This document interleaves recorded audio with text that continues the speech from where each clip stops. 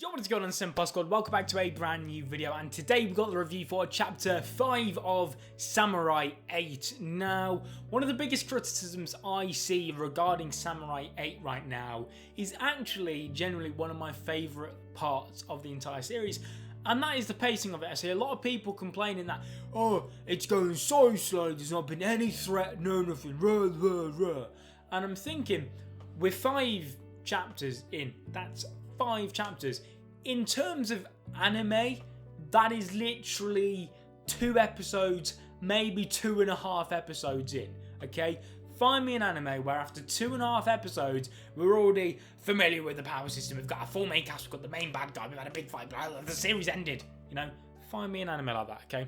I know it's been going for over a month now, but you've got to think of it like that. 5 chapters is literally like 2 and a little bit of episodes of an anime, okay? So I think people are expecting way too much in way too little of a period of time, but maybe that's just me. Like I said, I enjoy the pacing right now. I think it's perfectly paced. I don't see a problem with it. Right now it's a lot more light-hearted with a slight little darker of an undertone hidden away there, and obviously as the series progresses that's going to swap. You know, the light-hearted tone that we've got is going to be essentially dwarfed by the dark undertone that we're experiencing every now and again at the minute in the story. One thing is, it seems that the villain from chapter 1 is now confirmed dead, because Daruma took his key holder and basically he rode on it. He made it not his actual key holder, because Daruma said that he doesn't have a key holder, which confused me, because you'd think someone of his, you know, profound samurai quality, or apparently such high quality, would have his own key holder. I'm not too sure. That may just be me being naive and not showing that I don't fully understand the world just yet and how it works, but I would have thought Daruma would have had his own key holder. Maybe I'm just forgetting something and not familiarising myself enough with the series. So if you guys can let me know in the comment section down below what you thought of that, then that'd be great. Also, talk in the comment section down below. I'm not giving a question of the day. Question of the day is, what did you think of chapter 5, and do you agree with the criticisms regarding pacing of the series, or are you like me and you're enjoying the slightly more chilled out journey before, you know, before we jump into the darkness, so to say. Now, going back to the key holders, I like to imagine that each key holder, or each samurai, has his own key holder, and that key holder is unique to that samurai, because, or at least I guess until the user dies, that is, because I imagine that's how Daruma could easily, freely, without any hassle whatsoever, use the horse guy from chapter 1, his key holder, because otherwise, what is so special about a key holder?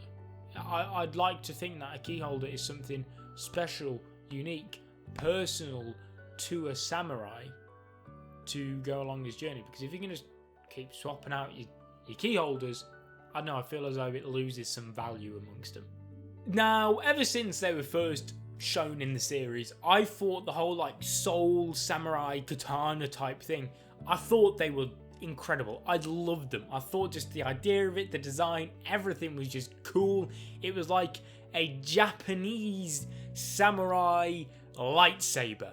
I loved it. I thought it was fantastic. And again, it's a bit like the key holders. I don't quite fully understand how it works. It seems you have this like what's it called, like a bone handle, something. I've got it written down somewhere, but you have it, and it you can pull your soul out and then stick it on, and then you got a big katana.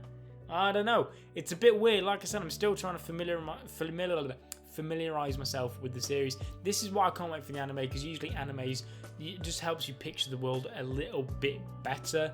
But I thought they're fantastic. But even more than that, one thing I didn't expect to see at all in this chapter, let alone the entire series, was guns.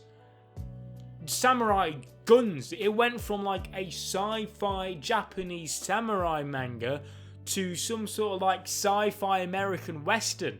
It was so cool, and it was kind of refreshing, because I never thought about the possibilities having other forms of weapons like firearms. But it makes you think, you know, we've got obviously katanas and swords, we've now got guns. Are we going to see stuff like soul, like key holder, bow and arrows, things like that, spears? I think it's going to be very interesting. I'd like it if maybe Kishimoto could take weapons from each kind of cultural background. So obviously you've got the katanas obviously being the samurai background, the Japanese background. Guns you could probably liken more to like Western civilizations. And then you could have things like spears and bow and arrows. I think that's more African American. I didn't do much history at school, so I might be getting some locations and cultures a little bit mixed up there. But I think that'd be quite interesting as well. It would also link into the whole world building aspect that we imagine Kishimoto is going to go crazy with his sci-fi space manga.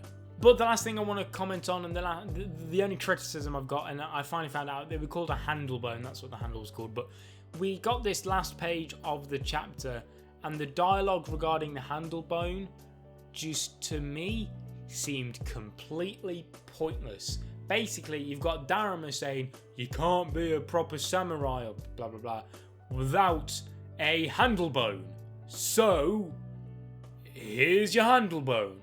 And although it does work, and I can appreciate it because, and it kind of goes back to some of the criticisms how it's too slow, would people complain if they spent an entire chapter explaining the handle bone and getting Hachimaru to get his handle bone? Or is it going to be like, was this the best route? Just not spending too much time on it and just skipping past it so we can focus on the more important things next chapter? Like I said, it's only a small criticism. It doesn't bother me that much, but I thought I'd bring it up because it just felt a bit like we never learned about the handle bones before. We're told about handle bone, and then we're just given a handle bone, and it's kind of like this is a bike. I could show you. I'm gonna show you. You can ride a bike. Here's a bike. Cool. What do I do with it? Obviously, we're going to get taught that next chapter, but it just felt very sudden, very random, very out of nowhere. But other than that, guys, thank you so much for watching. Leave a like on the video if you enjoyed. Subscribe if you're not ready to become a member of the Senpai Squad. Like I said, answer the question of the day in the comment section down below, and I'll be seeing you guys in another video. But until then, peace.